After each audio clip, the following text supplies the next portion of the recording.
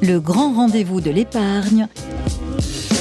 Une émission proposée par Capital et Radio Patrimoine, présentée par Fabrice Coustet et Julien Bouissou. Bonjour, bienvenue à tous, bienvenue sur Radio Patrimoine pour ce nouveau numéro du grand rendez-vous de l'épargne. Chaque mois, vous le savez, nous décryptons ensemble l'économie avec nos invités, nos grands témoins, nos experts. Et pour présenter cette émission, je suis en compagnie de Julien Bouissou, chef de service argent et placement au magazine Capital. Bonjour Julien. Bonjour Fabrice. Comment ça va? Ça va pour bien cette pour rentrée. cette troisième saison. C'est vrai, déjà 20e numéro. Alors, qu'est-ce qui nous attend au sommaire de ce grand rendez-vous de l'épargne ? Eh bien, c'est un vaste sujet. On va s'intéresser aux frais qui pèsent sur l'épargne. Alors, on sait tous, les taux d'intérêt sont très bas aujourd'hui, ce qui rend les frais prélevés par les banques et les autres intermédiaires encore plus pénalisants sur ces performances. Donc, on va voir comment réduire ces frais, quel niveau de frais est acceptable sur son assurance vie, plan d'épargne retraite ou compte titre. Alors pour en parler aujourd'hui, on a un peu deux briseurs de frais, on va dire. On va vérifier ça. Cost killer. Ouais, voilà. Thierry Renard, tout d'abord. Bonjour. Vous êtes le cofondateur de Ritchie, qui est une fintech notamment qui commercialise un contrat d'assurance vie. On en parlera avec des frais compétitifs. On rentrera un peu dans le détail. Merci de m'accueillir. C'est notre plaisir. Et avec nous aussi Mathias Baxino, qui est le directeur général France de Trade Republic, alors qui est un de ces néo-courtiers, enfin en tout cas courtier qui aussi casse les prix. On peut quasiment acheter gratuitement des actions avec vous. Enfin, nous en direz plus aussi. Bonjour Mathias. Bonjour Julien, bonjour Fabrice, ravi de vous retrouver. Voilà pour ce numéro qui va intéresser nombre de nos auditeurs, nos internautes évidemment. En dernière partie d'émission, votre rubrique préférée, ça vous concerne, les experts qui répondront à vos questions avec Thibaut Lamy. Voilà, donc c'est parti pour le grand rendez-vous de l'épargne, saison 3 spéciale frais, comment les baisser. À tout de suite. Le grand rendez-vous de l'épargne, le grand témoin. Et on accueille deux grands témoins pour parler justement de ces frais d'épargne. Alors l'épargne des Français, Julien, vous l'avez dit, c'est sur les contrats d'assurance vie, bien sûr, qui n'en a pas ou qui, pour ceux qui n'en ont pas, il faut peut-être en faire. Et puis il y a la bourse aussi, la bourse qui attire de plus en plus d'investisseurs, de plus en plus jeunes. Il y a des nouveaux modèles. Donc on va en parler. On commence avec l'assurance vie, avec vous Thierry Renard. Donc cette assurance vie que vous proposez, pourquoi elle est novatrice ? Alors, déjà un mot sur notre assurance vie. On l'a créée dans le cadre d'une fintech qui s'appelle Ritchie, qu'on a lancée en début d'année. Cette fintech Ritchie a pour mission de démocratiser le conseil patrimonial en fournissant un certain nombre d'outils digitaux à destination donc, de ses clients. Et dans le cadre donc, de ce projet Ritchie, on s'est rapproché d'un assureur, Generali en l'occurrence, pour bâtir, en partant un peu d'une feuille blanche, ce qui serait pour nous le contrat d'assurance vie idéal. Et parmi les différents critères qu'on a voulu étudier et sur lesquels aussi on a souhaité innover, la question des frais est une question effectivement qui est rapidement venue sur le sujet.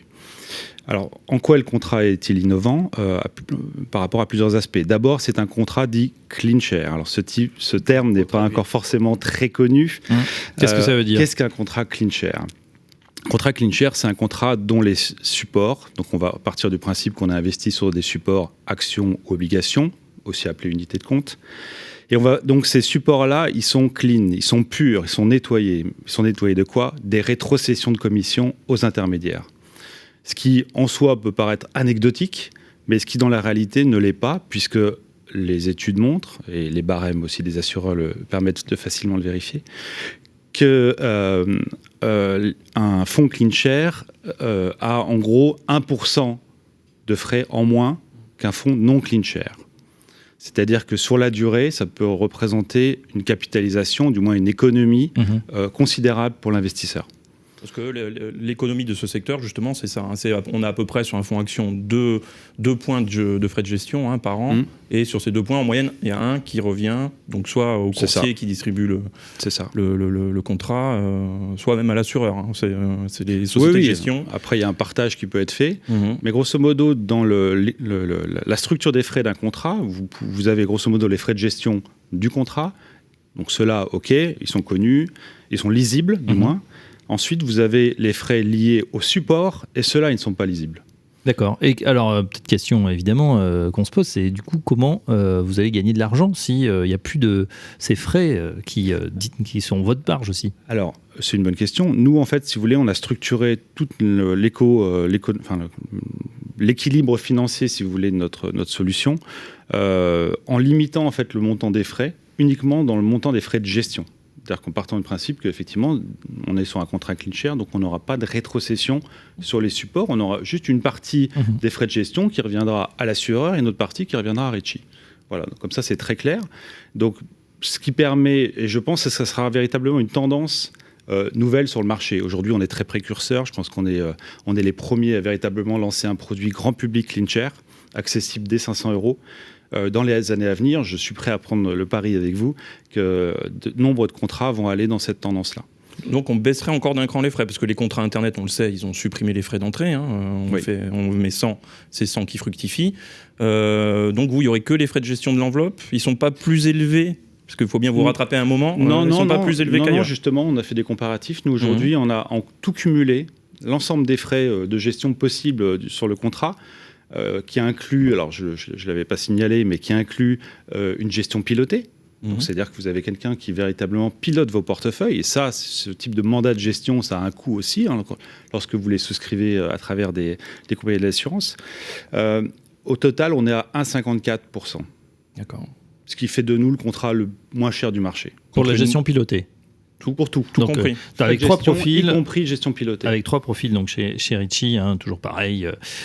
Profil prudent, alors il y a des petits noms. C'est Hugo, le profil prudent. Exactement. Il cherche la sécurité. Pour lui, l'épargne doit capitaliser tranquillement. Il y a Louise qui est profil équilibré. Louise recherche la performance modérée. Elle limite son risque de perte. Et Max, profil dynamique. Il vise une performance maximale de son investissement, quitte à subir des pertes. Donc on voit aussi ce côté un peu ludique, gestion pilotée. Pédagogue. Voilà. Voilà pour cette rapide présentation de Ritchie. Ça, c'est pour l'assurance vie. Mathias Bacchino, on va s'intéresser avec vous maintenant à comment réduire ces frais de courtage sur ces ordres de bourse. On sait que les néo-investisseurs se comptent en dizaines, voire centaines de milliers depuis un an et la crise sanitaire. Vous en bénéficiez aujourd'hui de cet engouement retrouvé pour la bourse? Alors, la question, c'est pas tellement... Enfin, c'est un enjeu majeur de réduire les coûts des ordres de bourse, puisque aujourd'hui, vous avez à peu près 70% des Français qui sont insatisfaits des frais prélevés par leur banque, et à peu près 70% également qui considèrent qu'investir dans des actions, c'est trop cher.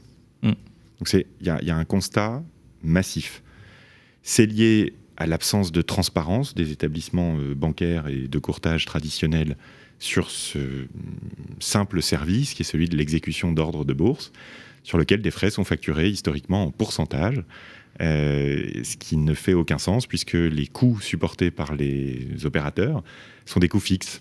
Donc voilà, que ça coûte plus cher de faire bouger 10 containers ou un container, on le comprend, parce que c'est du matériel, donc il y a des coûts additionnels.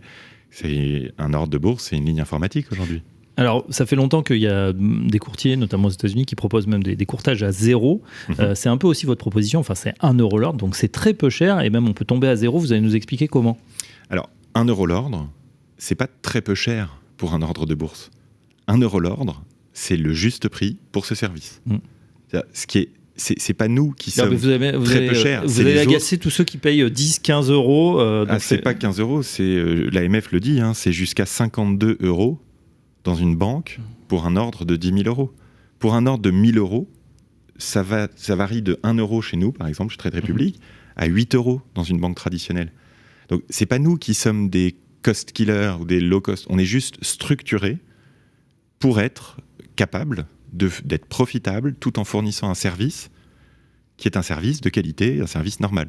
Ceux qui sont gratuits pour l'exécution d'ordres de bourse, ça, il y a en général un vrai sujet derrière. Parce que quand c'est gratuit, en général, c'est toi le produit. Donc en fait, les intermédiaires qui proposent du trading totalement gratuit, de l'investissement en actions totalement gratuit, se rémunèrent en règle générale sur la fourchette de cotation, ce qu'on appelle le spread, c'est-à-dire le prix auquel vous achetez. Vous ne payez pas de frais de courtage pour acheter une action, mais vous achetez l'action plus cher que ce que vous aurez pu la payer mais sur le marché On réglementé. n'a qu'un prix finalement, une fourchette achat-vente, et on va pas voir sur le site regarder, d'Euronext sur les en temps différents sites, réel comparer, voir ouais. si on a le bon prix. Alors on comprend bien. Du coup cette proposition que vous faites, Trade Republic est un courtier allemand, un néo-courtier qui vient de démarrer, mais vous avez vraiment un succès fulgurant. C'est-à-dire que c'est une appli uniquement, c'est-à-dire il n'y a pas vraiment de site internet, on fait tout via son smartphone. Et comment expliquer cet engouement extraordinaire ? Écoutez, c'est assez simple. Trade Republic, ça s'est lancé en Allemagne en début 2019. Et au mois de mai dernier, nous avons annoncé avoir franchi le cap du 1 million de clients donc actifs, avec plus de 6 milliards d'euros d'encours. Donc en 2 ans en Allemagne, nous sommes lancés en France en début d'année, nous affichons un objectif de 100 000 clients au bout d'1 an. Donc je vous donne rendez-vous à la fin du mois de janvier 2022 pour en reparler. Ouais. Bon, vous êtes dans les clous pour l'instant. Et on a surtout effectué une levée de fonds en série C de 900 millions de dollars auprès d'investisseurs de la tech aux États-Unis et en Europe, qui nous permet aujourd'hui d'envisager notre développement de manière très grand public. Et le gros point de succès, c'est l'élément de différenciation majeur de Trade Republic, c'est du bon sens, c'est ce qu'on appelle les plans d'investissement programmés. C'est là où on peut avoir la gratuité, notamment. Exactement. C'est si on accepte de verser régulièrement un abonnement, on fait son panier d'actions, comme on veut, on verse à date fixe, et vous regroupez tous ces ordres-là, ce qui vous permet de promettre la gratuité au client final. C'est exactement. Comme ça que ça on ne peut pas parler totalement de gratuité, parce que, entre autres, quand on investit sur un ETF, on a 0,2% en moyenne de frais de gestion. Un ETF, pour ceux qui ne connaissent pas, c'est un panier d'actions thématique ou sectoriel, géographique. Ça peut être le CAC 40. Ça peut être le CAC 40, ça peut être le S&P 500. Pour ceux qui veulent diversifier au maximum, il y a des indices qui regroupent des actions du monde entier, de tous les secteurs, avec des filtres, pour ceux qui le souhaitent, plutôt écologiques, plutôt socialement responsables. Voilà. Donc il y a tout un univers d'investissement, de conviction qui est possible. Et les plans d'investissement programmés, chez Trade Republic, c'est très simple. C'est à partir de 10 € tous les mois, tous les 15 jours ou tous les trimestres. Vous pouvez effectuer un versement, exactement comme beaucoup de Français, sans doute trop, le font sur un livret A ou sur un fonds en euros, dans un contrat d'assurance vie, ou malheureusement pour beaucoup sur leur compte courant. Eh bien, on peut verser sur des actions un montant fixe tous les mois. Et effectivement, puisque nous regroupons les ordres, eh bien, le 1 € de frais de courtage pour ces ordres-là, passé par un plan d'investissement programmé, est offert. Si on revend son plan d'investissement programmé, ce qu'on peut faire quand on le souhaite, eh bien, là, on paye 1 € de frais de courtage parce qu'il s'agit d'un ordre ponctuel. Très bien, bon, c'est très clair. Donc on le voit, Julien, des solutions existent pour réduire ces frais sur l'assurance vie, sur les ordres passés en bourse. Et puis, est-ce qu'on peut également parler du nouveau plan d'épargne retraite, un produit qui a bientôt 2 ans et qui cartonne également. Vous êtes allé en reportage. Voilà, on a été voir monsieur Laurent Trichet, qui est le fondateur de Sémaphore Conseil, qui est un cabinet de conseil bancaire, et qui a épluché toutes les plaquettes tarifaires des principaux PER du marché, les PER individuels, et il nous donne effectivement le résultat de ces frais passés au crible. Tout de suite, la séquence reportage. Le grand rendez-vous de l'épargne, le reportage. Quels sont les principaux frais à surveiller quand on souscrit un plan d'épargne retraite, et à quel montant faut-il s'attendre ? Alors, avant de vous présenter l'ensemble des frais qui peuvent être facturés dans le cadre d'un PER, il m'apparaît important de vous préciser 2 choses. La première, c'est que tous ces frais que nous avons analysés dans le cadre du rapport qui a été réalisé par Mme Corinne Dremer, présidente du CCSF, tous ces frais sont exclusivement liés au PER individuel, donc n'ont pas du tout été analysés tous les frais liés au PER collectif. Deuxième chose, nous avons réalisé cette étude sur la base de 34 contrats qui ont été choisis de manière à ce que l'ensemble des distributeurs présents sur le marché puissent être représentés au sein de ce panel. Au niveau des frais, donc, je dirais qu'il y en a 3 grandes catégories. Tout d'abord, une première catégorie qui sont liées au versement. Donc là, on a tout d'abord les frais sur le versement initial lorsque vous ouvrez effectivement votre PER. Et là, ces frais sont en moyenne sur ces 34 contrats de 3,18%. Deuxième grande catégorie de frais, donc frais liés à la gestion du plan. Et là, on retrouve 2 sous-catégories, si je puis dire. Donc tout d'abord, les frais de gestion du support en euros. support en euros qui est présenté à des épargnants qui souhaitent avoir beaucoup de sécurité. Et là, en moyenne, sur les 34 contrats, ces frais sont de 0,87% l'an. Et deuxième sous-catégorie, donc des frais de gestion des supports en unité de compte. Donc là, il est possible pour l'épargnant d'investir des sommes sur un certain nombre d'unités de compte. Et là, en moyenne, ils sont de 0,85% l'an sur les 34 contrats que nous avons analysés. En quoi consiste la pratique de rétrocession de frais ? Alors, avant de vous parler des rétrocessions, je vais vous parler de la troisième catégorie de frais que j'avais mentionné un petit peu avant, à savoir des frais qui sont perçus par les sociétés de gestion qui gèrent les supports en unité de compte. Et alors, il y a une grande diversité de supports en unité de compte. Il avait été décidé d'analyser que les unités de compte en actions et en obligations. Et sur les 34 contrats analysés, on a déterminé donc un taux moyen de frais de gestion de 1,90%, me semble-t-il, pour les actions et 1,10% sur les obligations. Voilà. Une fois ces frais perçus, la société de gestion, elle, va rétrocéder une partie de ces frais au distributeur et à l'assureur. Et ce qu'on a constaté toujours sur ces supports en unité de compte actions et obligations, une rétrocession d'environ 45 à 46% de ces frais. Face à l'empilement de frais sur ce type de produit, l'épargnant peut-il en négocier certains ? Oui, tout à fait. L'épargnant peut tout d'abord négocier les frais qui sont liés au versement. Donc, on en avait parlé tout à l'heure, les frais sur versement initiaux, ainsi que les frais sur versement réguliers. En sachant que, bien sûr, si le client décide de souscrire à un PER par le biais d'un CGP ou d'un courtier, CGP, conseiller en gestion de patrimoine, là, il y a des fortes chances qu'il puisse bénéficier de conditions préférentielles que cet intermédiaire aura négociées auprès de l'assureur et de la société de gestion. Donc ça, ces frais peuvent être négociés.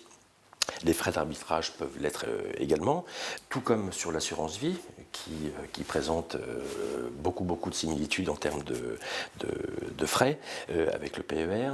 C'est qu'on constate aussi que des établissements peuvent faire des opérations promotionnelles sur ce type de produit en proposant sur des périodes bien délimitées X% de réduction sur les frais sur versement régulier ou versement ponctuel ou voire des versements initiaux. Est-ce que certains types de promoteurs de ces plans d'épargne retraite sont moins chers que d'autres ? Je pense qu'on peut dire que les courtiers en ligne sont assez agressifs en matière tarifaire sur ce produit-là, ceci s'expliquant essentiellement par le fait qu'ils n'ont pas, à subir les charges liées à un réseau de distribution. Ceci étant dit, sur les autres catégories de frais et par rapport à tout ce qui a été réalisé par les analyses de Sémaphore Conseil, on s'aperçoit qu'il n'y a pas de catégorie d'établissement ou d'établissement qui arrive toujours en tête en matière des frais. Donc ma réponse serait non. On ne peut pas, généraliser à ce niveau-là de manière à mettre en valeur une éventuelle catégorie d'opérateurs qui serait mieux positionnée. Laurent Trichet, fondateur du cabinet spécialisé sur la banque Sémaphore Conseil. On est toujours en compagnie de nos deux grands témoins, Thierry Renard, le cofondateur de Ritchie pour un contrat d'assurance vie nouvelle génération, CleanShare, Mathias Bacchino, directeur général pour la France de Trade Republic, le courtier, on l'a vu, à frais. Alors vous insistez, c'est pas du low cost, c'est les autres qui sont chers. À nouveau, on n'est pas en train de casser les prix au point de mettre en danger notre profitabilité ou notre capacité à nous développer ou à investir. Et surtout notre capacité à servir nos clients de manière professionnelle avec une licence de banque de courtage en Allemagne. Ce qu'on dit, c'est que les autres acteurs sont sur des structures d'entreprise et des modes de fonctionnement, des process, des outils informatiques qui ne leur permettent pas de faire payer aux gens le juste prix du service. Le juste prix d'un ordre de bourse, c'est 1 euro de frais fixes. On vous croit sur parole, sinon il n'y aurait pas eu ces investissements massifs, 900 millions de dollars pour la dernière levée. Julien. Alors on va revenir un peu sur ce concept de fonds CleanShare. Alors est-ce que quand je vais bénéficier de ces fonds CleanShare, est-ce que je peux estimer que je vais bénéficier d'un meilleur conseil ? Parce qu'effectivement avant, s'il y avait des rétrocessions peut-être plus élevées sur certains fonds, moins élevé sur d'autres. Le vendeur de contrat avait peut-être tendance à me conseiller les premiers fonds les plus généreux en frais. Alors qu'est-ce qu'on peut faire comme bilan sur le conseil ? C'est vrai que c'est une question de l'intégrité entre guillemets du conseil. C'est une question qui a pu se poser pendant longtemps. Alors bien évidemment, il y a des gens dans nos métiers qui font correctement leur métier, qui sont intègres, et donc je ne veux pas du tout jeter l'opprobre, mais c'est vrai qu'aujourd'hui, la réponse CleanShare permet d'apporter une solution supplémentaire sur cette transparence des frais. Voilà. Ensuite, il faut quand même qu'il y ait un pilote dans l'avion. Nous, chez Ritchie, on a toujours considéré que donner une liste de 300 fonds à un client investisseur sur Internet, en plus, et puis lui dire vous allez faire votre allocation d'actifs, débrouillez-vous, ça n'a pas de sens. Ça n'a véritablement pas de sens. Donc aujourd'hui, notre réponse à nous, c'est la gestion pilotée, d'ailleurs qu'on préconise et qu'on impose entre guillemets dans notre parcours. Alors un client peut toujours déroger, mais véritablement nous, c'est notre conviction aujourd'hui, c'est qu'il faut un pilote dans l'avion. Donc on a une société qui s'appelle Active Asset Allocation qui pilote nos trois profils, nos 3 portefeuilles. C'est une société qui est indépendante, qui n'a pas ses propres fonds, c'est ce qui a aussi milité pour les sélectionner. Parce que l'intégrité est un vrai sujet pour nous. Parce que souvent, dans des mandats de gestion, on peut retrouver grosse part de fonds maison, la même maison que ceux qui pilotent le portefeuille. C'est toujours le même problème. Est-ce que le conseiller peut être orienté à choisir tel ou tel fonds parce que sa rémunération est variable ? Une société de gestion qui a un mandat de gestion peut être incitée à choisir ses propres fonds pour les raisons qu'on imagine. Voilà, le conflit d'intérêts, potentiellement, il peut exister sur l'architecture du placement aujourd'hui. Nous, la réponse qu'on a avec les CleanShare et un tiers qui pilote le contrat, c'est justement d'écarter tout conflit d'intérêts. Alors, petite question complémentaire. Donc, pour faire ce modèle, il faut avoir les fonds CleanShare. Est-ce qu'aujourd'hui, l'univers des fonds CleanShare est suffisant ? Enfin, on peut avoir vraiment tous les types de fonds, toutes les stratégies qu'on veut ? Alors, dans notre sélection de fonds, nous, on a sélectionné à la fois des fonds dits ETF, on pourra y revenir un petit peu après, et des fonds de type OPC qui, eux, alors, sont des parts CleanShare, c'est-à-dire que beaucoup de vos téléspectateurs ont probablement un contrat d'assurance vie avec, par exemple, des actions européennes. Ce même fonds-là, il existe dans une part dite CleanShare. Souvent, c'est la part institutionnelle, d'ailleurs. C'est ça revient à la part institutionnelle. Grosso modo. Donc, c'est la part lavée de toutes les rétrocessions. Voilà. Donc, c'est cette part-là. Quasiment, on peut avoir du Carmignac, pour reprendre l'ancienne star, Carmignac CleanShare. Ça existe ? Alors, il y en a de plus en plus. C'est vrai que si on s'était rencontrés il y a 2 ans, je vous aurais dit que c'est un sujet qui était vraiment compliqué. Aujourd'hui, il y a une vraie tendance au sein des sociétés de gestion pour créer les parts CleanShare, parce qu'il y a une demande. Ça y est, je pense qu'on est au début d'une nouvelle ère.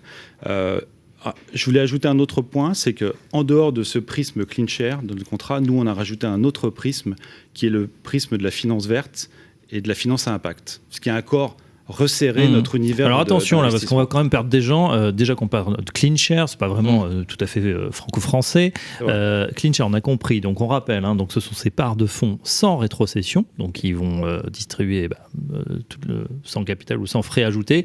Mais là, on ajoute une couche supplémentaire, c'est qu'en plus, on peut, et on sait que c'est la tendance des Français qui veulent faire du sens pour leur épargne, investir dans les fonds, donc ISR.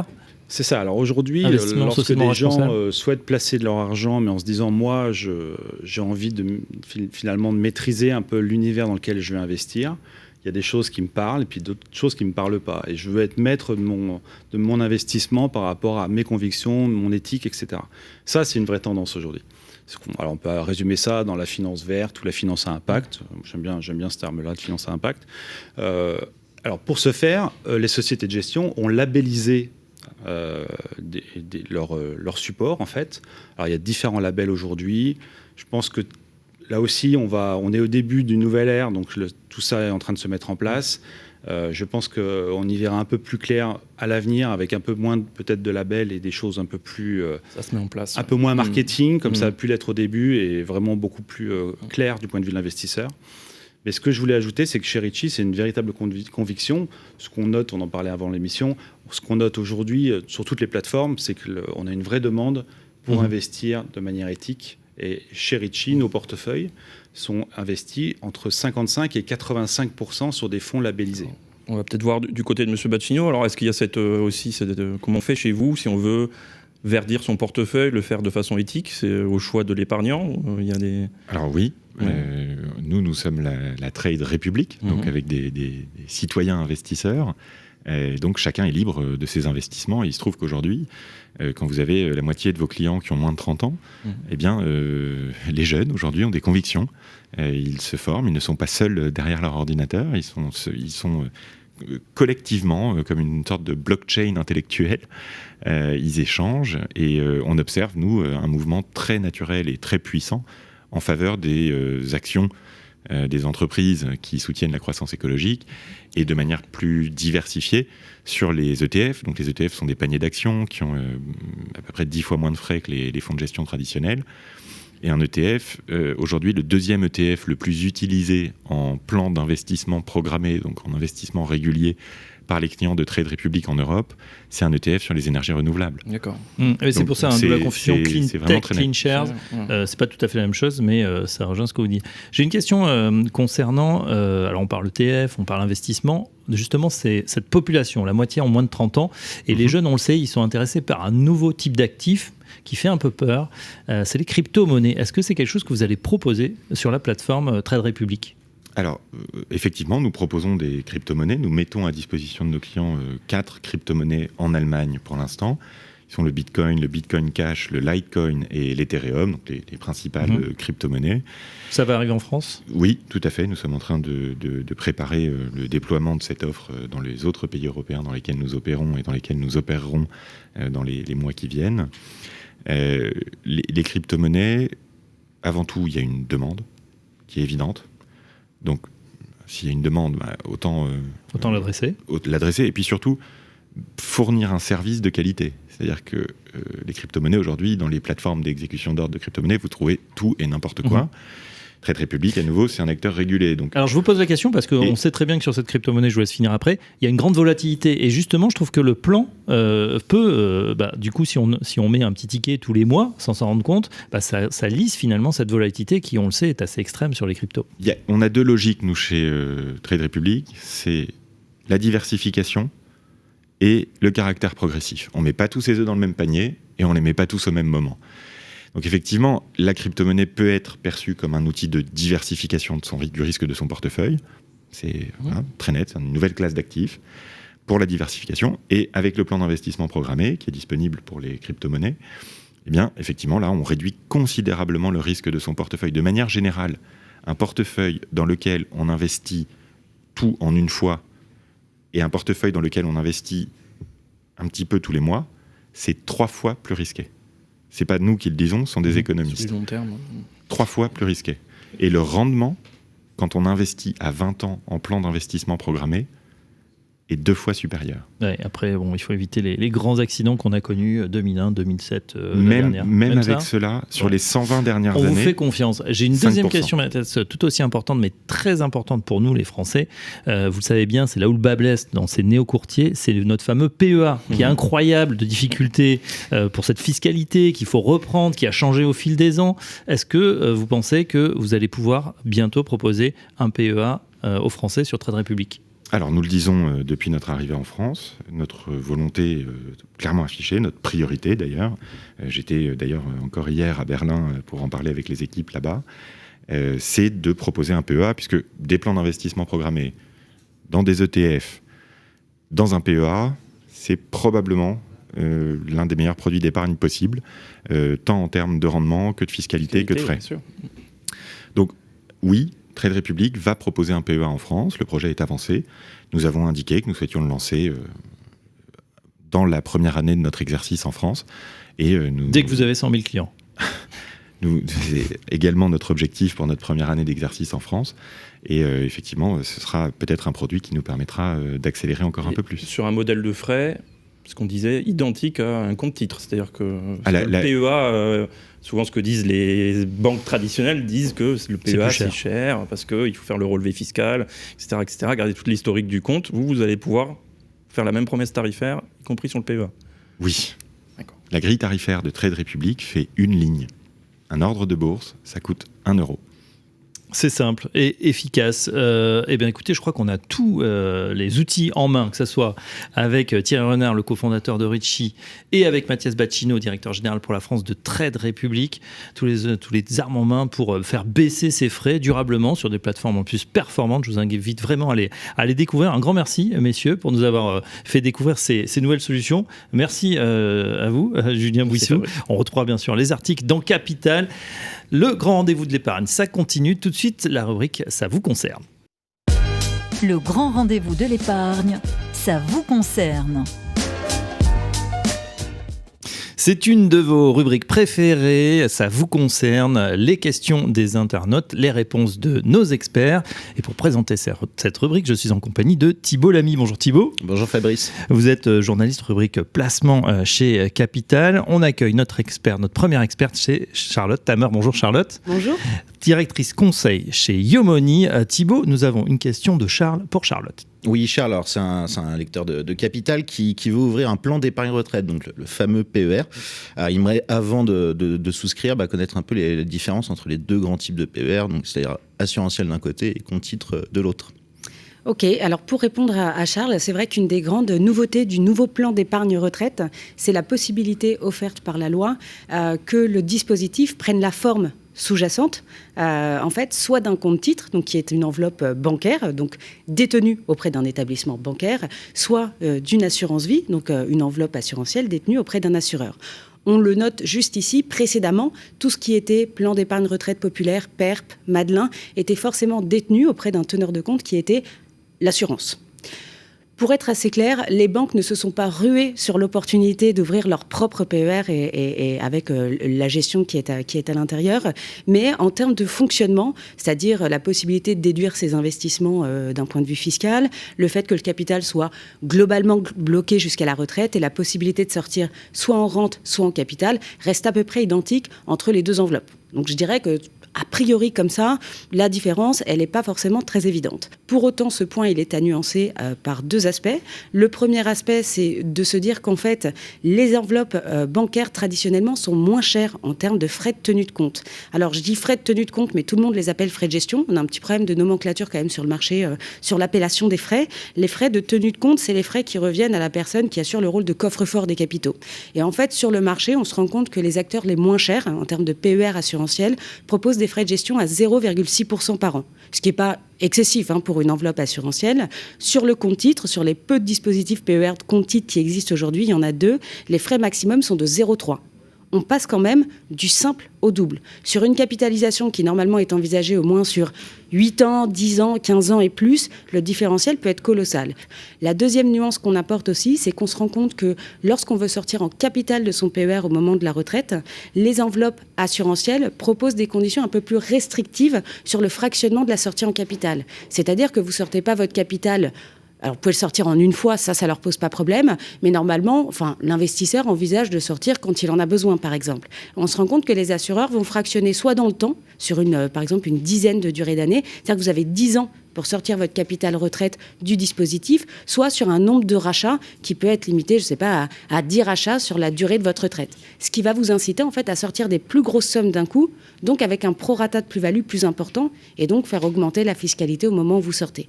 D'accord ? Donc je sais que ce n'est pas des choses très faciles de prime abord à aborder, mais il ne faut pas se fier juste en fait à la théorie. Voilà, il faut toujours essayer d'aller chercher un petit peu plus loin. Donc, à contrario, les PER bancaires permettent de sortir de manière plus fractionnée ? En tout cas, les PER bancaires qui existent aujourd'hui, la seule contrainte qui existe sur une sortie en capital, c'est que le rachat partiel, un rachat partiel au moment de la retraite doit être au minimum de 500 €.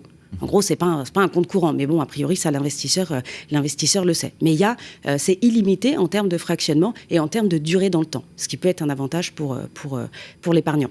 Il y a peut-être un point aussi qu'on n'a pas abordé, c'est côté transmission. Bien sûr, j'allais y venir. Ouais. Tout à fait.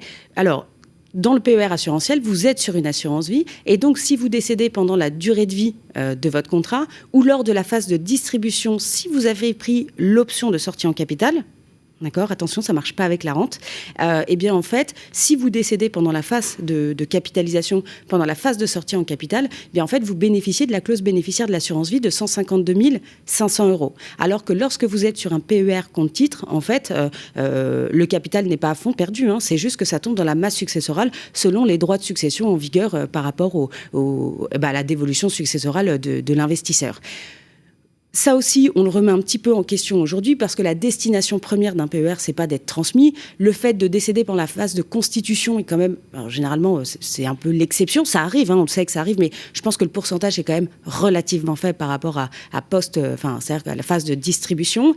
Il faut savoir que cette clause bénéficiaire, elle n'est pas en plus des autres assurances vie que Charles pourrait détenir par ailleurs. C'est-à-dire que si Charles, par ailleurs, il a déjà des assurances vie dans son patrimoine et il est déjà au taquet des 152 500 €, eh ben en fait, ça va rentrer dans une taxation à 20%. D'accord ? C'est le global qui va compter. Le PER n'est pas un nouveau type d'espèce d'assurance vie qui renouvellerait la clause bénéficiaire. Donc, après, à se demander, en fonction du patrimoine de Charles, est-ce qu'il a déjà de l'assurance vie ? Est-ce qu'il a déjà des questionnements au niveau de la transmission ? Et est-ce que ça vaut le coup de cumuler encore sur de l'assurantiel ou plutôt de partir sur du compte titre. Le dernier point qui me paraît aussi important de noter pour finir, c'est que du fait de la différence du sous-jacent, on n'est pas sur les mêmes garanties en cas de faillite du teneur de compte. On en parle beaucoup, c'est un sujet qui nous a plus trop quitté depuis 2008. Sur le PER assurantiel, vous avez une garantie de 70 000 € par assuré, par assureur. Donc ça va, le PER étant assurantiel, il va rentrer dans la garantie des 70 000 €. Sur un compte titre, vous avez une garantie bancaire qui est de l'ordre de 100 000 €. Voilà. Donc c'est un élément, il n'y en a pas forcément un mieux que l'autre. Je dirais qu'avant de penser à toutes les conditions fiscales avantageuses qu'a priori offre le PER assurantiel, je pense qu'il faut avant tout penser rendement. C'est-à-dire que vous êtes sur un placement financier. Le but, c'est de faire fructifier un capital pour pouvoir en vivre à sa retraite. Et donc, pour moi, il faut placer la rentabilité avant la fiscalité. Charlotte, on récapitule, frais de tenue de compte, frais de succession, garantie en cas de faillite du teneur de compte. Voilà quelques points auxquels il faut être attentif dans ce choix entre pair bancaire compte titre ou pair assurantiel. C'était très clair. Charlotte Hammer, merci. Je rappelle que vous êtes directrice conseil chez Iomoni. Tout de suite, un prochain expert. Le grand rendez-vous de l'épargne, ça vous concerne. Une deuxième question tout de suite pour un deuxième expert. On accueille Stéphane Absolu. Bonjour Stéphane. Bonjour Fabrice. Vous êtes directeur associé chez Pixis Conseil et Thibaut a une question de Sarah pour vous. Oui, Sarah, qui est propriétaire d'un appartement, elle aimerait le mettre à disposition de son enfant, mais elle se demande si ça peut avoir des conséquences, notamment si ce prêt peut être qualifié de donation par le fisc. Alors, il y a effectivement des conséquences. Maintenant, après, ce qu'il faut déjà se dire, c'est que Sarah a deux options. Soit elle décide de louer son bien à son enfant, donc il faut régulariser un bail classique, comme si on le louait à un tiers. Alors, le point vigilant, c'est qu'il faut fixer un loyer, bien évidemment, et que ce loyer doit être un loyer de marché. Donc, il ne s'agit pas de se dire, c'est mon fils, je vais essayer de faire un loyer un peu minoré. Il faut vraiment qu'on soit sur la base d'un loyer de marché. Et puis, la conséquence de la perception de ce loyer, c'est qu'on pourra déduire les charges qui sont relatives à cet appartement et qu'on aura une fiscalité qui va s'appliquer, qui sera la fiscalité revenu foncier si l'appartement est nu ou bénéfice industriel et commercial si jamais le logement est loué meublé.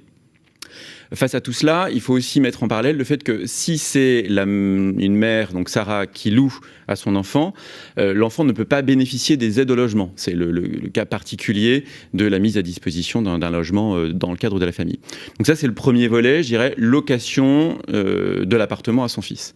Après, la deuxième solution, c'est une mise à disposition à titre gratuit.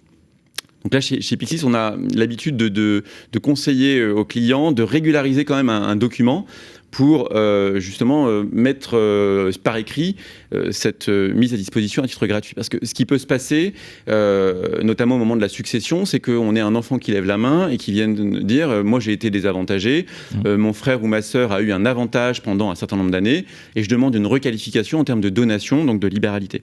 Ce qui peut poser des problèmes au moment de la succession.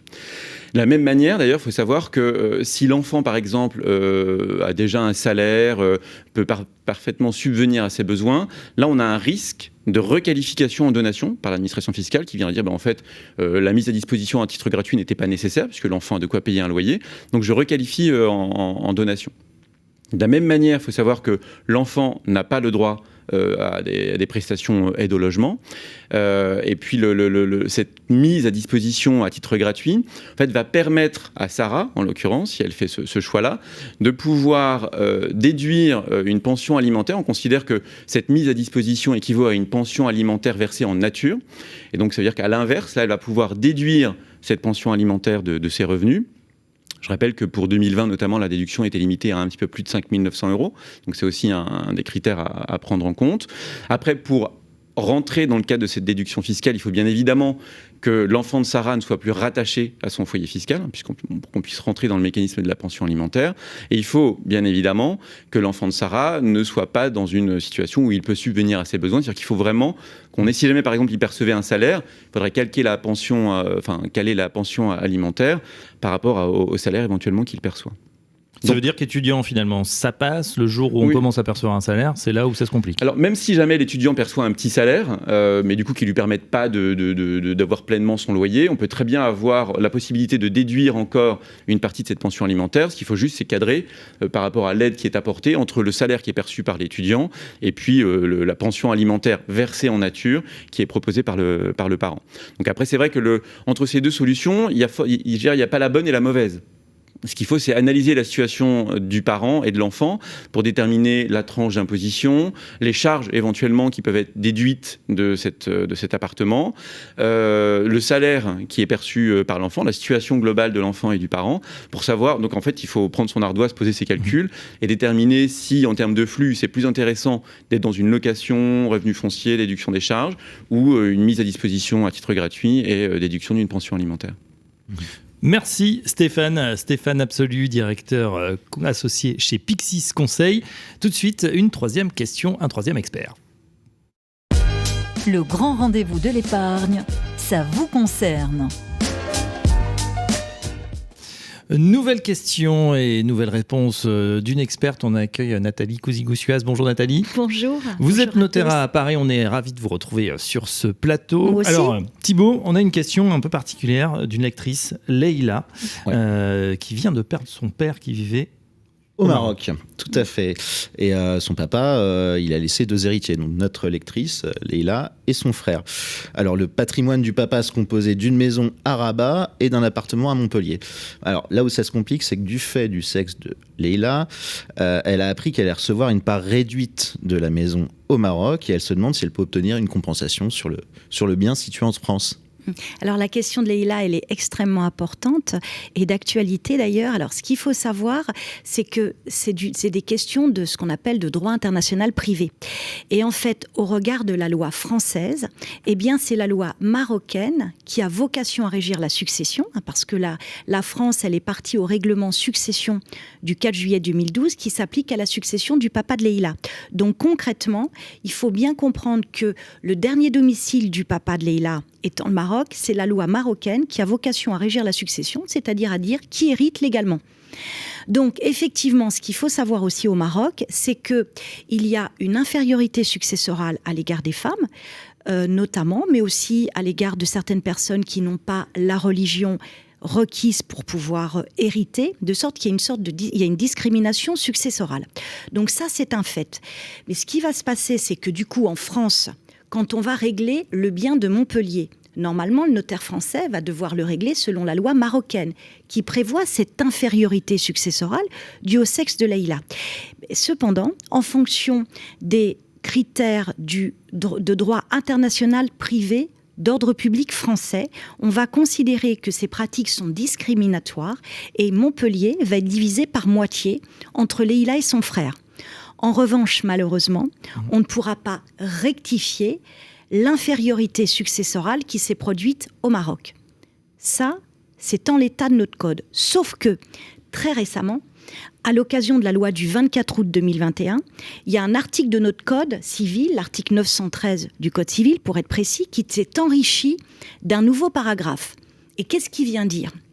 Il vient dire que si un héritier qui était ressortissant de l'État européen, ou si le défunt habitait en Europe au jour du décès et que la succession qui s'applique crée une discrimination et porte atteinte à ce qu'on appelle la réserve. Je ne sais pas si tout le monde suit. La réserve en France, c'est la partie de l'héritage qui est automatiquement dévolue à l'un des héritiers.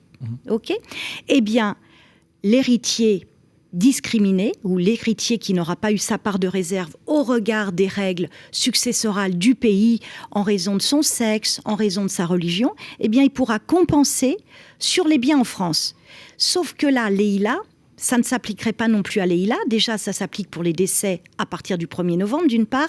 Et en plus, par rapport à la réserve de Leïla, comme le frère au Maroc a le double d'elle, eh ben, si le défunt avait fait un testament en France, c'est ce que ça aurait donné aussi. En France, on peut déshériter ses enfants dans une certaine partie et le défunt, il aurait pu faire un testament en léguant 2 tiers à son fils et 1 tiers à Leïla. Ce qui veut dire que ce qui s'est passé au Maroc, c'est pas complètement fou par rapport aux règles françaises. Du coup, elle n'est pas privée de sa réserve. Donc, même si cet article avait vocation à intervenir parce que le papa était décédé après le 1er novembre, eh bien, ça ne s'appliquerait pas plus parce qu'au regard des règles françaises, elle a quand même sa part de réserve qui, lorsqu'il y a 2 enfants, est d'1 tiers de la succession. C'est vrai que c'est assez complexe. C'est des règles qu'on appelle de droit international privé. Vous savez, c'est ce que disait Pascal. Hein. C'est la vérité en deçà des Pyrénées, erreur au-delà. Eh ben, le droit, eh ben, il est différent d'un pays à l'autre. Alors, en Europe, on a des conventions qui fait que on sait quelle loi adopter, mais là, le Maghreb, il n'est pas en Europe. Du coup, c'est leur loi spécifique, hein, comme ça serait une loi anglo-saxonne, une loi américaine. Et donc, il faut savoir que, comme la personne, le papa de Leïla, est décédé au Maroc, bah, c'est la loi marocaine qui s'applique, ok. Mais en France, il y a quand même des principes d'ordre public qui vont faire qu'on ne va pas discriminer Leïla.